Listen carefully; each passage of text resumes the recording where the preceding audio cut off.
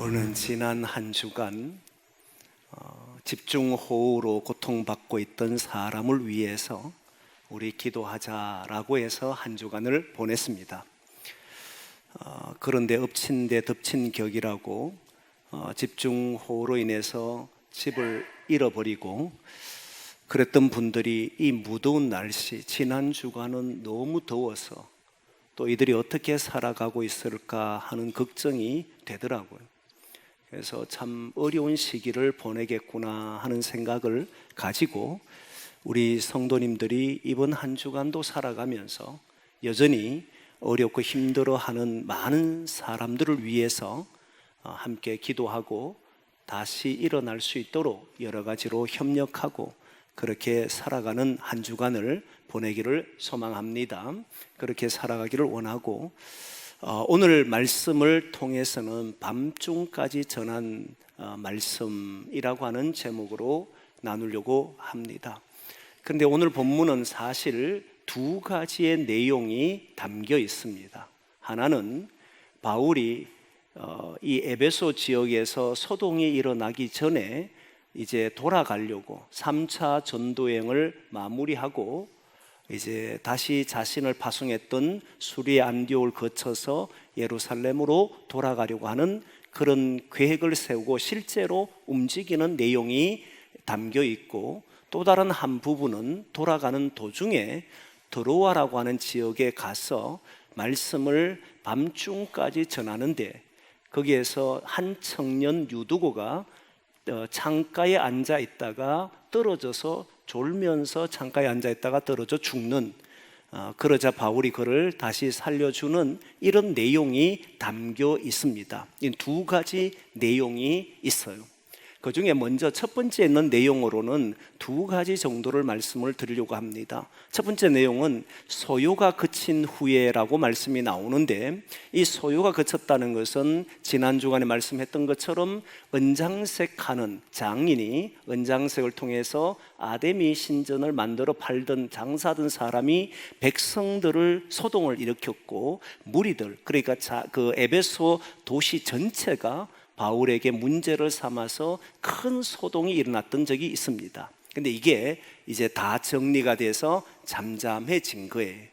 그러자 이제 바울은 돌아가려고 계획을 세운 대로 마게도냐를 지역을 거쳐서, 마게도냐는 빌립보 또 데살로니가 이런 지역을 말합니다.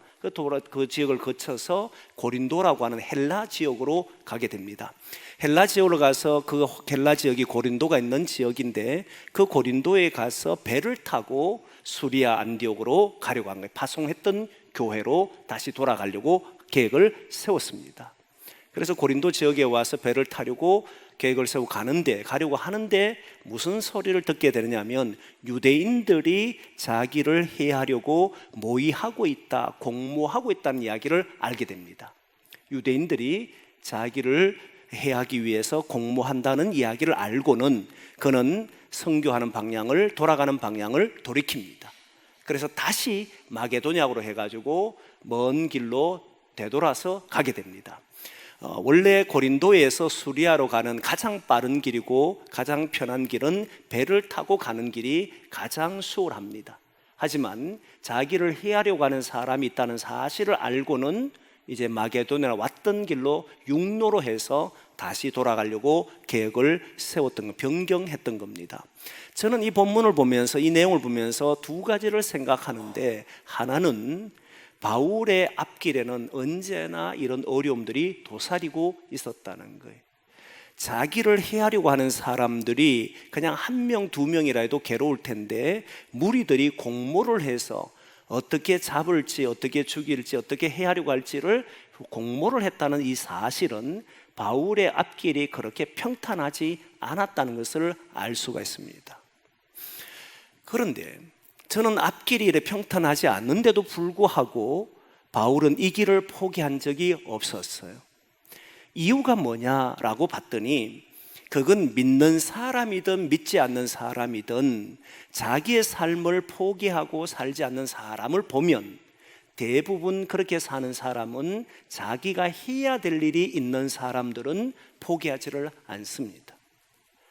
가족을 위한다거나 자식을 위한다거나 또는 가정을 위한다거나 뭘 위해서 살고 내가 이 일을 위해서 나는 살아가야 돼 라고 생각하는 사람, 또는 자기의 목적을 가지고 나는 저런 일들을 성취해보고 싶어 라고 해서 어떤 목적을 가지고 사는 사람들은 어려움이 와도 포기하지 않은 채 걷습니다. 우리는 다 압니다. 삶을 살면 인생이라고 하는 것은 어려움이 없을 수 없다는 사실을 압니다. 누구나 어려움을 만나고 우리가 보기에는 저 사람은 어려움이 없겠구나 라고 생각한 사람도 가까이 가서 보면 그도 다 어려움을 가지고 삽니다. 우리가 앞으로 걸어가는 모든 인생에도 어려움을 만나게 됩니다. 이건 부인하고 싶어도 부인할 수가 없고 부정하고 싶어도 부정할 수 없는 현실이잖아요. 모든 사람은 앞에 있는 어려움을 만나게 될 겁니다. 그런데 그 길을 걸어가는 사람, 묵묵하게 이겨나가는 사람들을 보면 뭔가를 가지고 있는 사람들이, 자신이 뭔가를 이루고 싶어하는 사람이거나 또는 나를 통해서 누군가를 살려야 되겠다, 가족이든 자녀든 이런 것들을 위해 사는 사람은 이겨냅니다. 하지만 이렇게 자신이 걸어가는 삶에서 어떤 목적을 가지고 또는 무엇인가를 나로 인해서 살아야 되는 사람이 있을 때 그 삶을 감당하는 사람이 있더라도 사실은 어려움이 오면 괴로워야 합니다. 괴롭잖아요. 아무리 자식을 위해 산다 해도 힘듦이 오면 그 힘듦을 견디기가 쉽지 않습니다. 때로는 두려움이 밀려오기도 하고 때로는 불안하기도 하고 어떻게 될까 염려하기도 하는 것이 인생이지 않습니까? 그런데 저는 오늘 본문을 보면서 바울을 해하려고 하는 사람들이, 유대인들이 공모를 했다는 것을 바울이 압니다. 그러면 당연히 저는 표현에 두려워서 피했다라고 하는 것을 드러내는데 그런 표현들이 잘 없어요.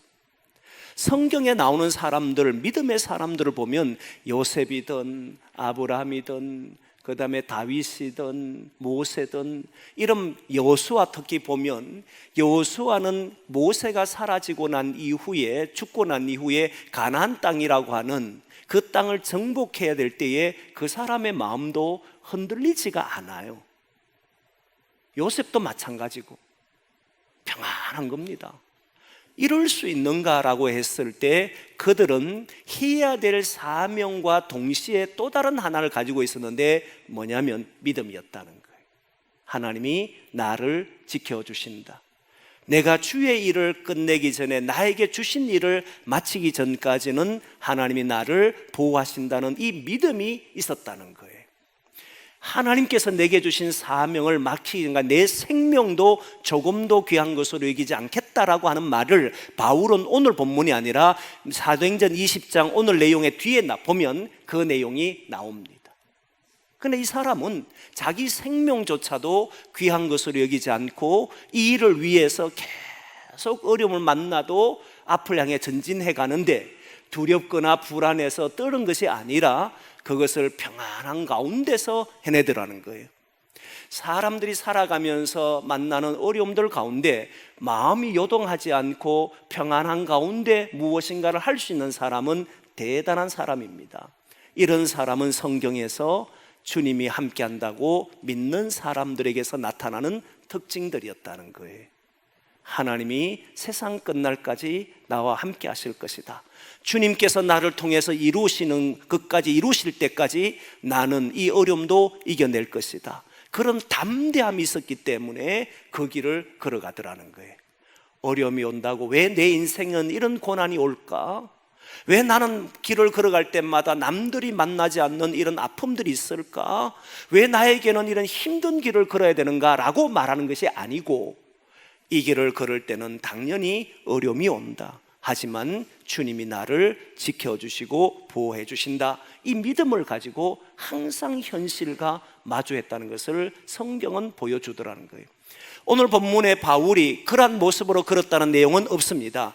그도 고린도 지역에서 수리아로 가는 배를 타고 가려고 하다 이런 공모하는 사람들 때문에 길을 돌이켰지만 그런 모습을 보면 어떤 사람은 두려워서 돌이켰다라고 말할 수도 있습니다. 하지만 제게 보이는 입장은, 제게 보는 견해는, 제가 보는 모습은 이 바울은 그 속에도 지금까지 걸어오면서 수많은 복음을 전할 때 그 고난과 아픔이 있고, 조금 전에 소동이 있었고, 도시 전체가 자기를 제하려고 하는 그런 일이 있어도 전혀 주저하지 않았던 모습을 보면 그의 모습을 지켜냈던 것이 있는데 바로 믿음이었다. 하나님의 약속한 믿음. 나를 구원하시고 나에게 맡긴 이 사명을 마치기 전까지는 하나님이 나를 보호하신다는 이 믿음이 그의 삶에서 그 길을 걸어가게 했더라는 거예요. 그래서 성경은 이 세상을 이기는 이김은 이것인데 우리의 믿음이다 라고 말하는 겁니다. 사랑하는 성도 여러분, 우리도 앞으로 해야 될 일이 우리 앞에는 놓여져 있습니다. 여러분이 감당해야 될 일들 앞으로 살아가면서도 해야 합니다. 하지만 우리에게는 믿음이 있습니다. 하나님이 우리와 함께 하신다는 믿음을 가지고 주어진 환경 속에 왜 나의 길은 이렇게 평탄하지 않는가라고 말하지 말고, 이 길을 걸어갈 때 어려움이 있어도 반드시 주님은 나를 여기에서 건져 주실 것이라는 믿음을 가지고 한 걸음 한 걸음 걸어 나갈 수 있는 성도들이 되기를 소망합니다. 그리고 오늘 본문에서 앞부분에 나오는 내용에서 두 번째 내용을 드리고 싶은 것은, 본문의 내용을 보면 사람의 이름이 기록되어져 있습니다. 기록되어 있는데 그 사람의 이름들을 보면 좀 흔히 듣지 못했던 좀 생소한 이름들이 많이 있어요. 제가 한번 읽어드리면, 오늘 본문 20장 4절에 보면 아시아까지 함께 가는 자, 베레아 사람 부로의 아들 소바드, 들어본 적이 잘 없지요? 그리고 데살로니가 사람 아리스다고는 들어본 적이 있을 겁니다. 그런데 세군도 잘 모를 겁니다. 더베 사람 가이오 알만한 사람이고, 및 디모데 아시아 사람 두교도 들어본 적이 있을 겁니다. 그러나 드로피모라는 사람도 있습니다. 모르는 사람들의 이름이 기록되어 있어요. 이건 무엇을 의미하느냐 하면, 바울이 걸어가는 길에 함께한 사람이 여럿이 있었다는 겁니다. 바울이 하나님의 일을 감당하는 일에 혼자서 한 것이 아니고 여러 명이 함께 이 길을 걸어갔다는 것을 알 수가 있습니다. 사람은 혼자서 살아갈 수가 없습니다. 많은 사람이 있어도 나 혼자만 있는 것처럼 느껴지면 견딜 수가 없습니다. 그런데 바울은 그 위기와 힘든 가운데서도 자기와 함께 걷는 사람들이 언제나 주변에 있었다는 거예요. 이걸 동력자라고 말하고 동행자라고 말합니다. 바울은 로마에 가서 복음을 전하고 난 이후에 2년을 전하고 로마서 마지막 16장에 보면 그와 함께 했던 사람들의 이름을 기록해 놓습니다. 언제나 그와 함께 했던 사람이 드러나고 있다는 거예요. 그러고 보면 우리도 우리 주변에 보면 주님 나라를 위해서 걸어가려고 할 때, 하나님이 맡기신 일을 걸어가려고 할 때, 또는 우리의 일을 하려고 할 때 보면 나 혼자 걷는 것처럼 보여도 항상 주변에는 나와 함께 걷는 사람이 있어 왔다는 겁니다. 그거를 마음속에 잘 새기셔야 돼요. 사실 바울은 오늘 기록했는 이 사람들의 이름은 우리는 알 수 없는 사람도 있습니다. 그가 어떻게 바울에게 함께 했는지도 모릅니다. 하지만 바울의 가슴에는 이 사람들이 새겨져 있더라는, 나와 함께 걷는 사람, 나와 함께 하나님의 나라를 위해서 일하는 사람, 내 사명, 내게 주신 이방인들의 복음을 전하려고 하는 이 사명을 감당하는 일에는 혼자서 하나님은 보내신 것이 아니라 그 일을 위해서 함께하는 사람들이 있었더라라고 하는 것을 증언하더라는 거예요. 매복하는 사람도 있었고, 공모하는 사람도 있었고, 소동을 일으킨 사람도 있었지만 주의 일을 함께 걷는 사람도 있었고, 그 사람의 이름을 가슴에 새기고 살아왔다는 것을 알 수 있습니다. 사랑하는 성도 여러분, 그러면 우리 주변을 한번 보시면 여러분들과 함께 걷는 사람이 소중하다는 것도 알 겁니다. 거기에는 해하는 사람도 있을 것이고, 거기에는 많은 어려움을 주는 사람도 있지만 그 길을 걸어가며 서로 위로하기도 하고 격려하기도 하고 함께 걸어준 사람이 있다면 그 삶이 저는 복되다라고 믿습니다.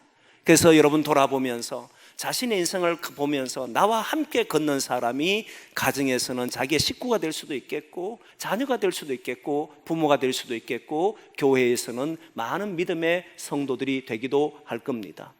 저와 여러분들의 가슴 속에 이렇게 많은 사람이 새겨지기를 소망합니다. 바울이 자기에게 어려움을 준 사람의 이름은 잘 드러내지를 않습니다. 물론 나타나기도 하지만 그러나 자신과 함께 걸었던 사람들의 이름은 우리는 생경하게 들리지만 그는 기록을 함으로써 기록해 놓았다는 것을 볼 때 우리의 가슴에도 이런 귀한 사람들이 많이 남기를 소망합니다. 하나님은 결코 우리를 혼자 보내시는 것이 아니라 주의 일을 감당할 때, 하나님의 나라를 위해서 걸어갈 때 그와 함께 걷는 사람을 보내시는 줄 믿습니다. 이 믿음을 가지고 여러분 주변에 있는 사람들을 한번 보시고 나와 함께 걷는 사람에게 감사하고, 그리고 그 사람들의 이름을 기억하고 그렇게 살아가는 그런 복 있는 성도들이 되기를 소망합니다. 오늘 본문의 두 번째 내용입니다. 두 번째 내용은 사실 조금 까다롭습니다. 어렵습니다.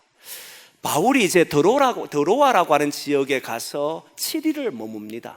마게도냐를 지나서 드로아로 다시 돌아오는데, 드로아라는 지역에 와서 7일을 머무는데, 오늘 두 번째 단락에 나오는 내용을 보면 그 주간의 첫날이라고 하는 말이 나옵니다.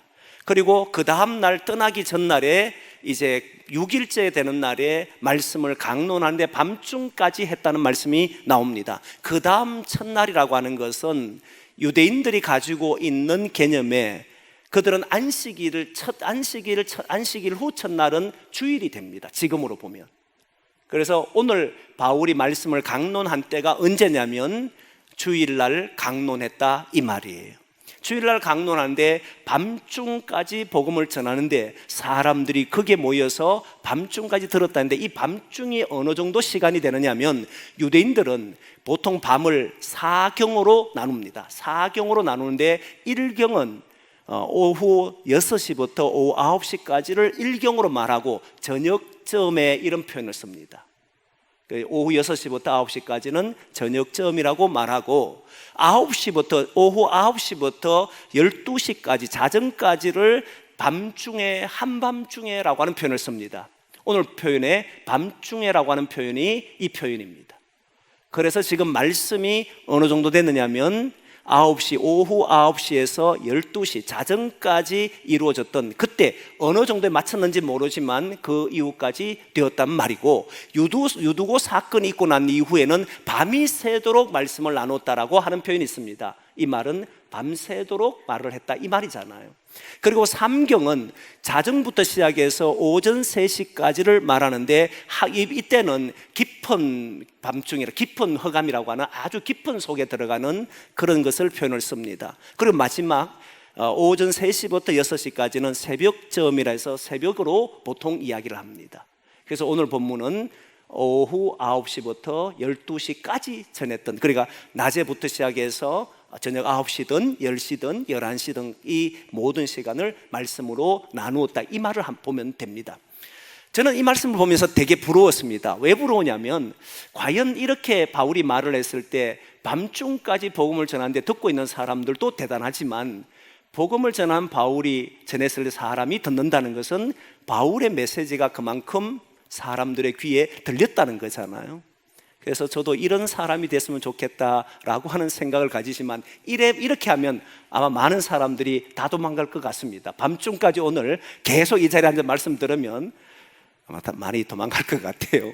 근데 어쨌든 바울을 보면서 한편으로는 부러운 마음이 있습니다. 그런데 밤중까지 하던 중에 아마 3층에서 말씀이 이루어진 것으로 보이는데, 한 청년이 얼마나 사람이 많이 모였는지는 모르지만 그 많은 사람들 속에 한 청년 유두고가 창가에 앉아 있었습니다. 이런 창가에 앉은 것을 보고 우리는 흔히 자리를 사람이 잘 앉아야 된다 해서 옛날에 황금자리다 뭐 이런 이야기 많이 했잖아요. 근데 이 사람은, 유두고는 창가에 앉아 있다가 밤이 깊어지니까 졸다가 결국은 떨어져서 죽었다라고 하는 표현이 나옵니다.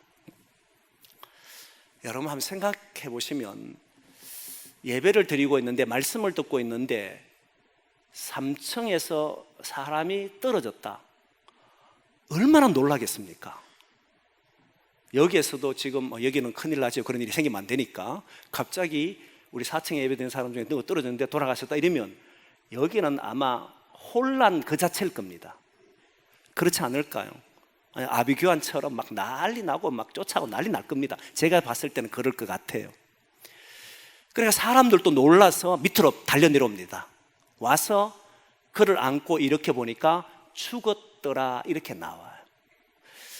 근데 사도 바울이 내려왔습니다. 내려와서 그의 몸에 이렇게 아마 귀를 댔는지 뭐 이렇게 했겠지, 엎드리니까. 그리고는 그를 안고 딱 하는 말이 그에게 생명이 있다라고 하는 표현을 썼습니다. 그리고 이 사람은 시간이 얼마나 지난지 모르지만 다시 살아납니다. 저는 이 본문을 보면서 예전에는 어떻게 생각했냐면, 어디에 자꾸 초점이 맞춰지냐면 유두고가 3층에서 떨어졌고 바울이 기도해서 그를 살렸다라고 하는데 계속 초점이 맞춰졌어요. 그러다 보니까 마음 한켠에는 너무 무거운 겁니다. 이번 주간도 지나면서 너무 무거운데, 왜냐하면 이렇게 말씀을 듣다가 떨어져서 죽은 사람이 있고 그를 위해 기도했는데 다시 살아난다면 과연 오늘날에도 그럴 수 있을까? 이런 고민이 드는 거예요. 오늘날에도 사람이 죽었는데 가서 우리가 기도하면 그 사람이 살아나는가 했을 때 사실 많은 어려운 문제가 일어나지 않습니까? 그래서 저는 이렇게 생각을 했습니다. 이 사람은 죽지 않았고 기절했던 것은 아닐까? 바울이 내려가서 보니까 아직 그에게 생명이 있다라고 하는 걸 이야기를 보면, 생명이 있다는 것은 죽은 것이 아니라 3층에 떨어졌으니까 뭐 기절했는 상태에서 생명은 아직 끝난 게 아니다라고 보는 그런 관점이 있지 않을까라고 생각을 했습니다. 그런데 성경에 쓰여진 이 본문의 원어적 표현도 그렇고 모든 주석학자들, 대부분의 주석학자들이 이야기하기를 이 사람은 죽은 사람이다 라고 말합니다. 그러면 좀 심각하잖아요. 과연 이게 일어날 수 있는 일을 말씀하신 건가? 그래서 이렇게 전개를 했습니다. 저는 다시 한번 생각을 하면서 전개하기를, 하나님은 우리는 못할지라도 주님은 다시 살려줄 것을 믿습니다. 이 일을 통해서 하나님이 살아계심을 보인 겁니다. 우리는 그걸 믿고 끝까지 포기하지 말고 기도해야 합니다 라고 말을 해왔습니다, 실제로. 그런데 오늘 본문을 다시 보니까 바울이 기도했다는 말이 없습니다. 그리고 이 사람이 바울이 안고 그에게 생명이 있다라고 하는데 그 즉시 깨어났는지 아니면 시간이 지나서 깨어났는지도 없습니다. 다만 바울이 그에게 생명이 있다라고 말을 한 후에 밤새도록 이야기를 했더니, 사람들이 밤새도록 말씀을 나누고 났더니 사람들이 청년이 살아난 것으로, 이렇게 나와요. 살아난 것으로 청년으로 해서 많은 적지 않게 위로를 받았더라 이렇게 표현을 썼습니다. 그리고 다시 한번 생각해 봤습니다. 이 본문은, 성경은 유두고가 3층에서 떨어져서 바울이 살린 것에 초점을 맞춘 게 아니라 어쩌면 사람들이 유두고 사건을 통해서 위로를 받았다는데 초점을 둔 게 아닌가라는 생각을 가지게 됐습니다. 그런데 더 이상한 점은, 여러분 지금 한 사람이 죽었습니다. 3층에서 떨어져 죽었어요. 살아나면 보통 일반적으로 가지는 감정은 놀랐다, 어떻게 이런 일이 일어나지?